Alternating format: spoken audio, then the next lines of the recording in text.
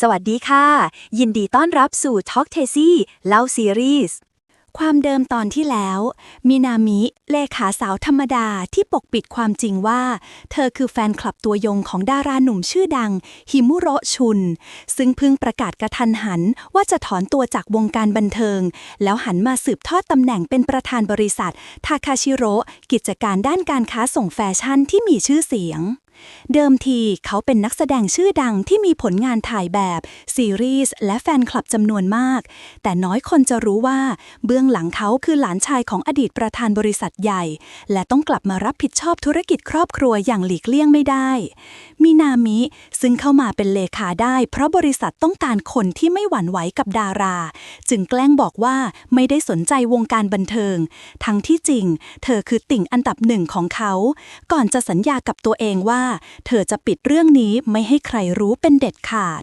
ในวันแรกของการทำงานเป็นเลขาของชุนก็เกิดปัญหาทันทีฮายามิวิ่งหน้าตาตื่นเข้ามาบริษัทพร้อมบอกว่าเกิดเรื่องใหญ่แล้วเธอเอาข่าวและรูปจากโซเชียลมาให้ดูเป็นภาพของชุนในฐานะประธานบริษัทคนใหม่แต่สวมสูทยับดูไม่เรียบร้อยมีคราบสกปรกติดอยู่ทำให้คนในโซเชียลวิจารณ์หนักบางคนถึงกับบอกว่าแทนที่ราคาหุ้นจะขึ้นอาจมีสิทธิ์ร่วงแทนเพราะภาพลักษณ์ประธานดูไม่น่าเชื่อถือไม่นานชุนก็เดินเข้ามาที่ออฟฟิศพนักงานทุกคนทักทายตามปกติแต่มินามิสังเกตเห็นว่าเสื้อสูทของชุนมีคราบเลือดปลอมติดอยู่เธอจำได้ทันทีว่ามันเป็นคราบจากการถ่ายละครเมื่อคืนก่อนระหว่างนั้นผู้จัดการส่วนตัวของชุนโทรหามินามิบอกว่าเมื่อคืนชุนถ่ายละครยันเช้าและไม่มีเวลาเปลี่ยนชุดตอนแรกตั้งใจจะยืมชุดจากสไตลิสต์แต่ไม่ทันทุกอย่างถูกส่งคืนกองถ่ายหมดแล้วเลยเอาชุดที่เหลืออยู่ชุดเดียวให้เขาใส่แก้ขัดไปก่อนแต่ตอนนี้สั่งให้คนเอาสูตรใหม่ไปส่งที่บริษัทแล้วในฐานะเลขาของชุนมินามิบอกว่าจะจัดการเรื่องนี้เองเพราะคงไม่ทันการเธอต้องรีบแก้ปัญหาเมื่อพนักงานกำลังทยอยเข้ามาในออฟฟิศเธอจึงรีบพาชุนเข้าไปในห้องทำงานทันทีเพื่อกันไม่ให้เป็นประเด็นไปมากกว่านี้มินามิรีบไปหยิบชุดสูทตัวอย่างของบริษัทที่เก็บไว้สำหรับงานธุรกิจมาหลายชุดแล้วนำมาให้ชุนลองใส่เพื่อแก้สถานการณ์เฉพาะหน้าระหว่างที่ชุนกำลังเปลี่ยนชุดมินามิก็รายงานตารางงานของวันนี้ไปด้วยเธอบอกว่าหลังจากนี้พวกเขาต้องไปพบประธานบริษัทอาซากิริซึ่งตอนนี้ตำแหน่งถูกส่งต่อให้หลานชายของอดีตประธานเป็นคนรับช่วงต่อมินามิหันกลับมาจะพูดกับชุนต่อแต่ดันเจอเขากำลังเปลี่ยนเสื้อพอดีเธอถึงกับชะงักไปชั่วขณะและคิดในใจว่าภาพแบบนี้ปกติต้องเป็นสมาชิกเว็บแฟนคลับระดับพรีเมียมเท่านั้นถึงจะได้เห็นก่อนจะรีบเบื่อหน้าหนีอย่างรวดเร็วหลังจากชุนเปลี่ยนชุดเสร็จมินามิก็อดชื่นชมไม่ได้ว่าเขามีเซนส์ในการเลือกสูทและเนคไทที่เข้ากันได้ดีดูภูมิฐานสมกับตำแหน่ง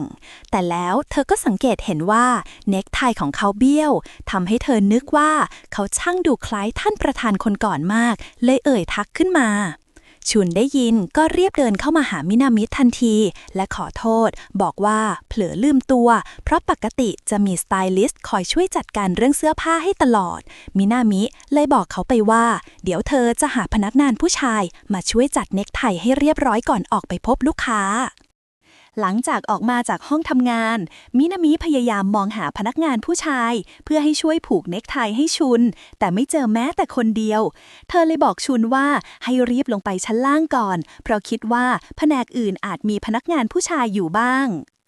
เมื่อมาถึงชั้นล่างมินามิเห็นคนขับรถของบริษัทจึงเรียบเข้าไปหาและขอให้ช่วยผูกเนคไทให้ประธานบริษัทแต่คนขับกลับบอกว่าเขาผูกเนคไทไม่เป็นก่อนจะถอดเนคไทของตัวเองออกมาให้ดูเป็นหลักฐานมินามิถึงกับไปต่อไม่ถูกและเริ่มกังวลว่าไม่รู้จะทำอย่างไรดี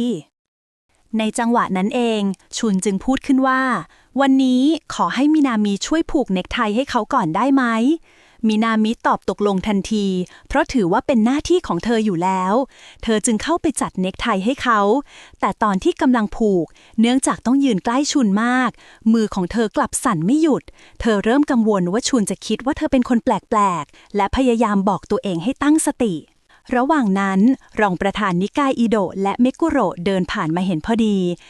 ระหว่างนั้นรองประธานนิกายอิโดะและเมกุโระเดินผ่านมาเห็นพอดีมินามิเลยบอกว่าเธอกำลังจะผูกเน็กไทให้ประธานเมกุโระเลยเสนอตัวผูกแทนหลังจากผูกเสร็จเขาแอบแซวเธอว่ามองจากมุมไกลๆดูเหมือนคนสองคนกำลังยืนจูบกันกลางวันแสกๆมินามิรีบเถียงทันทีว่าอย่าพูดอะไรมั่วๆนี่มันเรื่องงานชุนที่รออยู่ในรถเรียกมินามิให้ขึ้นไปนั่งข้างๆเขาในใจเธอดีใจมากไม่นึกว่าตัวเองจะมีโอกาสได้นั่งข้างชุนจริงๆระหว่างทางในรถมินามินั่งข้างๆชุนเธอรู้สึกเหมือนตัวเองโชคดีมากที่ได้อยู่ใกล้เขาขนาดนี้ใจเต้นจนแทบควบคุมไม่อยู่แต่ก็ยังต้องพยายามทำตัวให้เป็นมืออาชีพชุนหันมาถามว่าวันนี้เอาสำเนาสัญญามาด้วยไหมมินามิตอบทันทีว่าเตรียมมาเรียบร้อยแล้วระหว่างที่เธอกำลังค้นเอกสารในกระเป๋าเธอดันเผลอเอามือไปจับมือของชุนเต็มๆโดยไม่ได้ตั้งใจทำให้เธอชะงักไปทันทีความเขินแล่นขึ้นหน้าอย่างรวดเร็วเธอรีบตั้งสติและเตือนตัวเองในใจว่าเขาคือประธานบริษัทส่วนเธอคือเลขาต้องแยกเรื่องงานกับเรื่องส่วนตัวให้เด็ดขาดเมื่อทั้งสองเดินทางมาถึงบริษัทอาซากิริก็ได้พบกับประธานบริษัทเขาทักทายชุนอย่างเป็นกันเองและแสดงความเห็นใจที่ชุนต้องเข้ามาทำงานต่างวงการแบบกระทันหันแต่ก็พูดให้กำลังใจว่าไม่ต้องกังวลเพราะยังมีมินามิซึ่งเป็นเลขานุการที่เก่งคอยช่วยงานอยู่และยังมีรองประธานนิกายอิโดะคอยสนับสนุนจึงไม่น่ามีปัญหาถ้าชุนต้องทำงานควบทั้งการเป็นนักแสดงและประธานบริษัทไปพร้อมกันประธานอาซากิริเอ่ยปากขอถ่ายรูปและอัดวิดีโอสั้นๆกับชุนเพื่อนำไปลงโซเชียลเพื่อโปรโมทภาพลักษณ์ของบริษัทแต่ยังไม่ทันที่ชุนจะตอบอะไรมินามิก็รีบปฏิเสธทันทีโดยอธิบายว่าชุนติดสัญญากับทางสปอนเซอร์โฆษณาจึงไม่สามารถทำได้ประธานอาซากิริยิ้มและพูดแซวว่ามินามินี่น่าอิจฉาจังที่ได้ทำงานใกล้ชิดกับนักแสดงหนุ่มหล่อระดับพระเอกแบบนี้ทุกวันหลังจากคุยเรื่องสัญญาเสร็จชุนต้องเดินทางไปถ่ายละครต่อผู้จัดการส่วนตัวของเขาเดินทางมาหาด้วยท่าทีเร่งรีบและบอกว่าเขาไม่สามารถไปกองถ่ายด้วยได้เนื่องจากต้องไปจัดการเรื่องปฏิเสธงานพรีเซนเตอร์โฆษณาที่ค้างอยู่ตั้งแต่ก่อนหน้านี้แต่ผู้จัดการเตือนว่าวันนี้เป็นวันปิดกล้องซึ่งเป็นวันที่สำคัญต่อทีมงานและนักแสดงทุกคนจึงไม่เหมาะหากเขาไปโดยไม่มีคนดูแลงานและสุดท้ายผู้จัดการจึงขอให้มินามิช่วยไปทำหน้าที่นี้แทนเขาเมื่อไปถึงกองถ่ายฮารุนักแสดงหญิงที่เล่นบทคู่กับชุนเดินเข้ามาทักทันทีหลังเห็นเขามาถึงเธอพูดคุยกับชุนเหมือนคนรู้จักกันดีก่อนจะสังเกตเห็นมินามิยืนอยู่ใกล้ๆเธอจึงถามด้วยความสงสัยว่ามินามิเป็นใครชุนอธิบายว่ามินามิเป็นเลขาของบริษัทและมาทำงานแทนผู้จัดการเท่านั้นฮารุมีท่าทีจริงจังและถามชุนตรงๆว่าเขาคิดจะเลิกเป็นนักแสดงจริงๆหรอแต่ชุนไม่ตอบอะไรก่อนจะเดินเลี่ยงไประหว่างถ่ายทำมินามิยืนดูอยู่ข้างกองแล้วรู้สึกภูมิใจที่ได้เห็นชุนทำงานจริงจังในฐานะนักแสดงแม้ตอนพักกองเธอก็ยังคอยดูแลรายละเอียดเล็กๆน้อยๆอย่างน้ำและผ้าเช็ดหน้าให้เขาตลอดจนชุนทักขึ้นว่าดูเหมือนเธอคุ้นเคยกับงานแบบนี้ดีมินามิตอบสั้นๆว่าในฐานะเลขาเธอต้องเข้าใจความต้องการของประธานให้ได้ก่อนเสมอหลังจากนั้นฮารุนักแสดงหญิงที่ร่วมงานกับชุนเข้ามาคุยกับมินามิเธอชมว่ามินามิเหมือนจะรู้ขั้นตอนในกองถ่ายดีผิดจากเลขาทั่วไปและถามตรงๆว่าจริงๆแล้วเป็นแฟนคลับของชุนหรือเปล่ามินามิปฏิเสธทันทีและบอกว่าแค่มาทำงานเท่านั้นแต่ฮารุก็ยังพูดต่อว่าการได้อยู่ใกล้คนที่ทั้งเก่งและน่าดึงดูดอย่างชุนทั้งวันใครก็ต้องหวั่นไหวเป็นธรรมดามินามิถึงแม้จะไม่พูดอะไรออกมาแต่ในใจก็ยอมรับว่าเธอเองก็คิดแบบนั้นเหมือนกันฮารุจับได้ว่ามินามิกำลังโกหกเธอบอกว่ามินามิสะดุ้งเล็กน้อยตอนถูกพูดจี้ใจดำท่าทางแบบนี้เธอดูออกทันทีเพราะเคยเจอผู้หญิงลักษณะคล้ายมินามิมาหลายครั้งโดยเฉพาะพวกนักแสดงร่วมที่แอบปลื้มชุน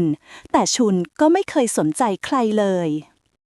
มินามิถอนหายใจอย่างโล่งอกที่ชุนวางตัวแบบนั้น ก่อนที่ฮารุจะเอ่ยขึ้นว่าเมื่อครูเขาเห็นมินามิแอบถอนหายใจด้วยความโล่งใจเหมือนกันจากนั้นก็แซวขึ้นมาว่าที่แท้เธอก็เป็นแฟนคลับของเขาจริงๆแต่มินามิกลับรีบปฏิเสธทันทีและยืนยันว่าไม่ใช่เลยการที่เธอได้รับเลือกให้เป็นเลขาของประธานก็เพราะเธอไม่สนใจวงการบันเทิงต่างหากแม้เธอจะดูโทรทัศน์บ้างเป็นบางครั้งแต่เธอคิดว่าการใช้เวลาไปพัฒนาตัวเองเพื่ออนาคตสำคัญกว่าที่ฮารุพูดมาทั้งหมดราวกับจงใจให้มินามิพูดความในใจออกมาจนรู้สึกทันทีว่ามีบางอย่างผิดปกติคำพูดก่อนหน้านั้นถูกฉุนได้ยินเขาเต็มๆเมื่อเขายืนอยู่ด้านหลังโดยที่เธอไม่ทันสังเกตและพยายามทำตัวให้ปกติและรีบเดินเลี่ยงออกมาก่อนจะรู้ตัวว่าตัวเองเผลอพูดอะไรไม่เหมาะสมออกไปอีกแล้วหลังจากการแสดงสิ้นสุดลงเธอคิดว่าการแสดงครั้งนี้ของชุนอาจเป็นการแสดงครั้งสุดท้ายของเขาด้วยใบหน้าที่มีรอยยิ้มของเขาในตอนนี้เขากำลังรู้สึกยังไงกันท่ามกลางความเปลี่ยนแปลงครั้งใหญ่ของชีวิตแต่ถึงจะรู้สึกผิดอยู่ลึกๆทว่าในขณะเดียวกันเธอก็อดดีใจไม่ได้ที่ได้อยู่เคียงข้างเขาในช่วงเวลาสำคัญที่สุดแบบนี้ความสุขที่ได้อยู่ใกล้ชุนมันมากเกินกว่าจะปิดบังความรู้สึกไว้ได้เธอรู้ดีว่าบางทีวันหนึ่งสวรรค์อาจลงโทษเธอที่แอบเก็บความลับเอาไว้แต่ก่อนวันนั้นจะมาถึงเธอตั้งใจว่าจะทุ่มเททุกอย่างที่มีเพื่อชุนไม่ว่าจะเกิดอะไรขึ้นก็ตามระหว่างทางเดินกลับมีแฟนคลับคนหนึ่งของชุนเข้ามาทักเธอถามเขาว่าทำไมถึงต้องออกจากวงการและขอร้องไม่ให้เขาลาออกเพราะสำหรับเธอแล้วชุนคือดวงดาวและเป็นเหมือนแสงสว่างที่คอยนำทางให้เธอมีแรงเดินต่อไปชุนรับฟังเธออย่างเงียบๆก่อนจะขอบคุณสำหรับความรู้สึกที่เธอมีให้เขายิ้มให้เล็กน้อยแล้วเดินจากไปโดยไม่ได้พูดอะไรมากก่อนขึ้นรถมินามิถามเขาตรงๆว่าเขาคิดจะทิ้งงานในวงการบันเทิงจริงๆหรอเธอบอกว่าแม้เธอจะไม่ได้เข้าใจวงการนี้มากนักแต่เธอรู้ว่าบนโลกนี้ยังมีคนอีกมากที่ต้องการเขาและรู้สึกมีความสุขเพราะเขาชุนได้ยินแล้วกลับตำหนิเธอแทนเขาบอกว่าสิ่งที่เธอพูดไม่เหมาะสมกับตำแหน่งเลขาของประธานเลยมินามิได้แต่กล่าวขอโทษแต่ชุนไม่ได้พูดอะไรต่อและขึ้นรถจากไปทันทีเมื่อมาถึงบริษัทชุนมองบทละครที่เพิ่งแสดงจบเขานึกถึงคำพูดของแฟนคลับที่บอกว่าเขาเป็นเหมือนดวงดาวที่คอยส่องแสงนำทางให้พวกเธอจากนั้นสายตาของเขาก็เลื่อนไปอย่างป้ายชื่อของตัวเองในฐานะประธานบริษัทที่ตั้งอยู่บนโต๊ะทำงาน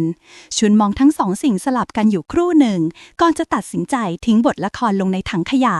นั่นหมายความว่าตอนนี้เขาเลือกเส้นทางชีวิตแล้วและเส้นทางนั้นก็คือการเป็นประธานบริษัทอย่างเต็มตัว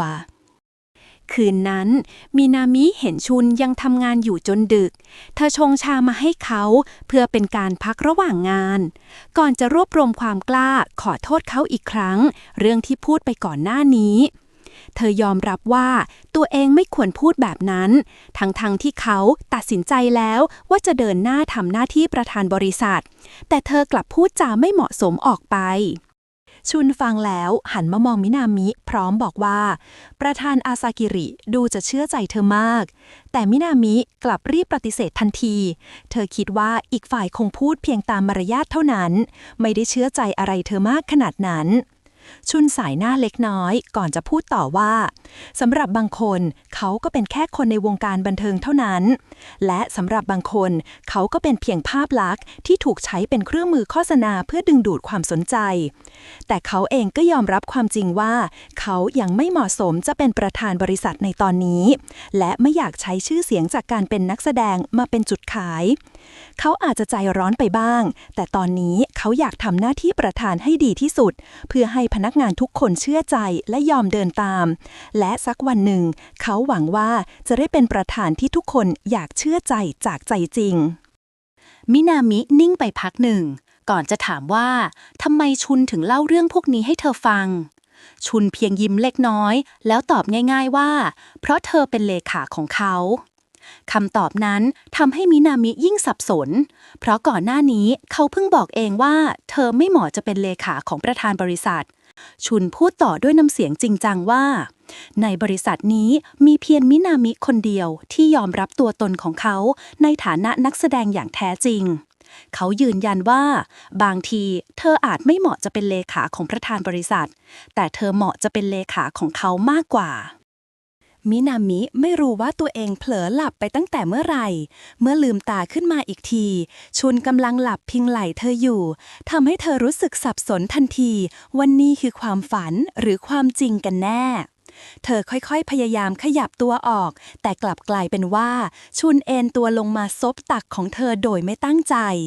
ความคิดผุดขึ้นมาทันทีว่าถ้าปล่อยให้เป็นแบบนี้ต่อไปเธออาจทำให้ทุกอย่างพังลงอีกครั้งก็ได้จบไปแล้วสำหรับตอนที่ 3 ถ้าชอบคลิปนี้อย่าลืมกดไลค์ กดแชร์ และกด subscribe ไว้เจอกันตอนหน้านะ